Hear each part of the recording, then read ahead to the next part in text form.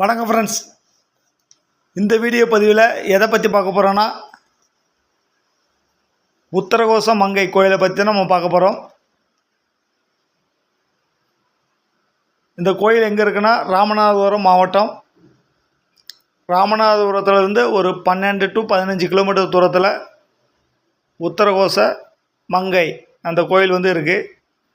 இது உலகத்தில் முதல் சிவன் கோயில்.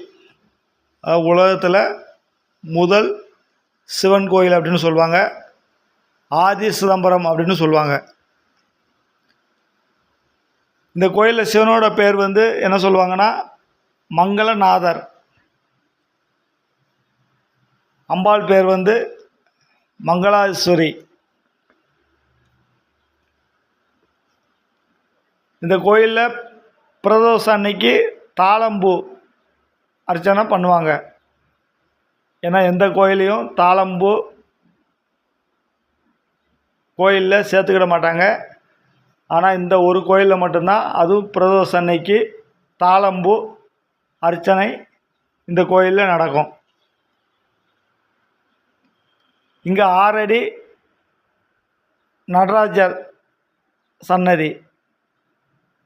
இதில் என்ன விசேஷம்னா, மரகத லிங்கம், அதாவது மரகத பச்சை நிறத்தில் இருக்கும்.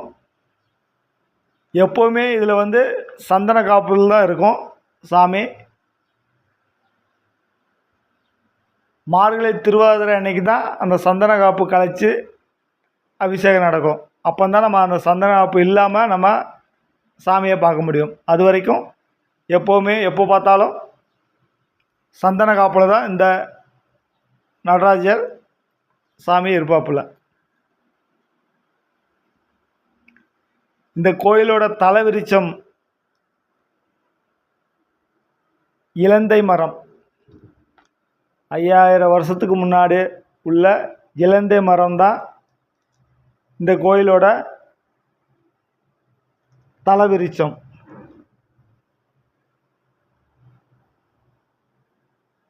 இந்த உத்தரகோச மங்கையில் ராவணன் மனைவி மண்டோதரி மிகப்பெரிய சிவன் பக்தை.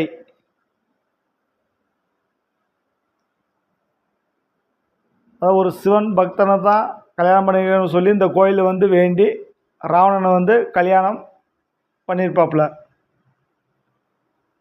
அவ்வளோ சிறந்த தலம் இந்த உத்தரகோச மங்கை. அதுமாதிரி முருகப்பெருமானுக்கு இந்திரன்